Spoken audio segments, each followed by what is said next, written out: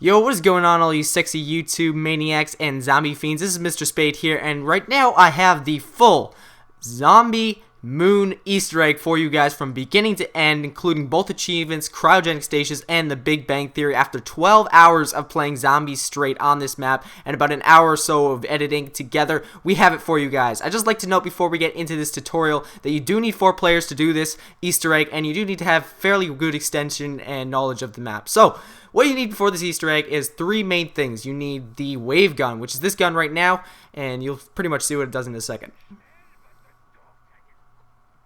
You also need the quantum explosive device, the QED. You'll need that for later on in the Easter egg, not right away. The final thing you need is the Gersh device, also known as the black hole. You can get all 3 of these devices from the box, and they have pretty good effects on enemies, and they are very necessary for completing this Easter egg 100%. So let's get right into this tutorial. The first thing you need to do is play Samantha Says. Now what Samantha Says is it's a game kind of like Simon Says, except it's called Samantha Says. Get it? Because Samantha from Zombies? Yeah, you know what? Never mind. Well, you'll find these terminals right below where you originally start the receiving area. That's where you jump into the moon, teleport to, and you'll find it right below that area. And basically what you have to do is you have to look at the pattern and then just match them up based on memory recall, and it increases the pattern by 1 every single time. So it's basically Simon Says, and it's pretty simple. This is the first step of the Easter egg, and you can do this by yourself. You don't have to have all 4 of your people there, but you do have to turn on the power first. Second part of the Easter egg is hacking and buttons. So basically what you need to do is you need to go to the science lab, also known as the office, and pick up this hacker tool. In order to use this, you need to hit the up D-pad and go over to this black button here, the blacked out button, the grayer one, not the lighter ones, and press and hold X.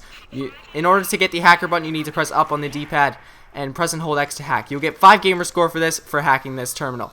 Next, what you need to do, once this terminal has been hacked, you need to hack 4 other terminals. They look exactly like that, and they have the green light. There are more than 4 of them, but there are only 4 that are green lighted, so 4 that are active, and you only need to hack these 4 terminals. You don't need to hack the ones that are already who do not have a green light above them. Keep in mind that all of these terminals can be found throughout the 3 levels of the laboratory/office, so you need to make sure that you know where all the terminals are, and you need to make sure you can find them. They also make a humming noise, so if you have a headset, you'll be able to find these terminals fairly easy. They're not too hard to find, but just in case, you might want to have some of your friends help find them beforehand. Next thing you need to do once you activate these terminals is go over to your original buttons that you hacked originally, and you need to have all 4 of your members click each button at the same time. Count down from 3 and click them all at the same time. They will light up when you know you have done it correctly. That's pretty much the end of this step. Let's move on to the next one. This next step can take a while. That big drill off to the left hand side that I'll look at in a second, it breaches different levels of the moon base at different intervals. It'll breach the dome sometimes, it'll breach tunnel 11, tunnel 6. What you want it to do is you want it to breach tunnel 6. When that has happened, it'll announce it on the PA systems in your mics. And when that happens, you want to grab the hacker device and use the hacker device to go all the way back to the main area, the receiving area where you started out on the moon. When you have this hacker device in the receiving area, you want to go to this flashing terminal, this one right here. Press and hold X, and then let the magic of hacking do the work. What this will do is it'll clear the drill from the passage that you need to access. So this will allow you to access the next step easily.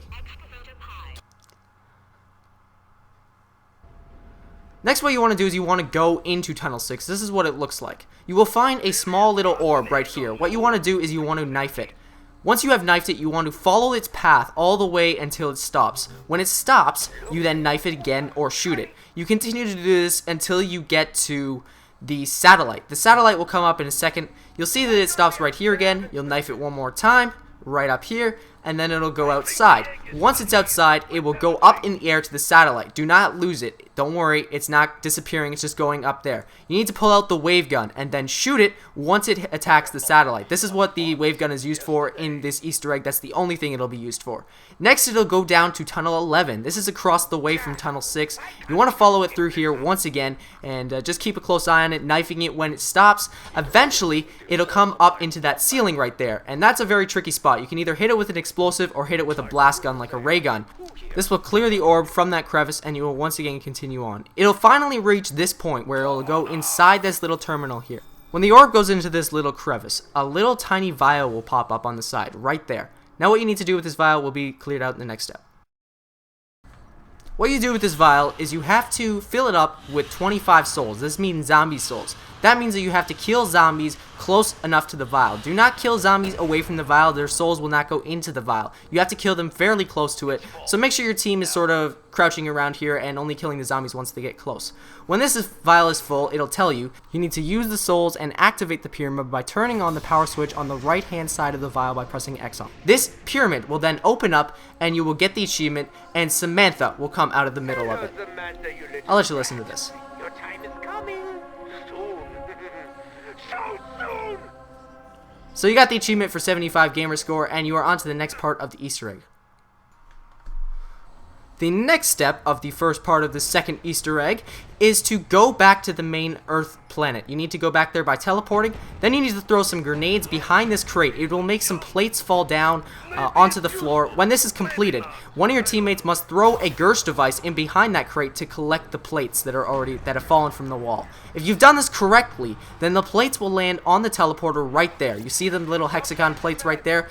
Teleport back to the main area, and you will find yourself back in the receiving area right here, and the plates should be in front of Quick Revive if you have done this step correctly. See? Right there. There they are. Have one of your team throw the quantum explosive device on top of the plates, and they will come over here to this terminal right here, standing upright.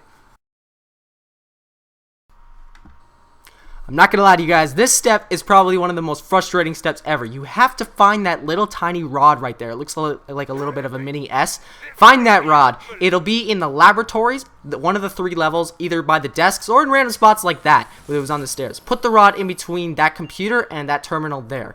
And then after you've done that, have Richtofen. It has to be Richtofen because he has the golden rod. Press the X button with Richtofen on that little terminal thing, and it will light up this and put the golden rod in there. What you need to do with Richtofen is repeatedly slam X for the next minute or so until it turns green. However, it does it twice, so don't be fooled. It'll turn red right after it turns green, and then you need to keep slamming the trigger until it turns green finally. What you need to do next is go to the pyramid. When you appear close to it, these vials will pop up. Instead of there being 1, though, there's 4. There's 1, there's 2, there's 3, and finally there's 4. Now, of course, you probably guessed that you need to fill these vials up with zombie souls once again, and you need to fill each one up with 25. That's 100 zombies in total. This might take you a couple rounds. The best strategy that my friends and I decided was to have 2 people on each side near the back and let the zombies come to you. Kill them only when they're about the middle of the pyramid. That way, the soul can either go to the front of the vials or the back vials. That way, it can fill both at once equally enough.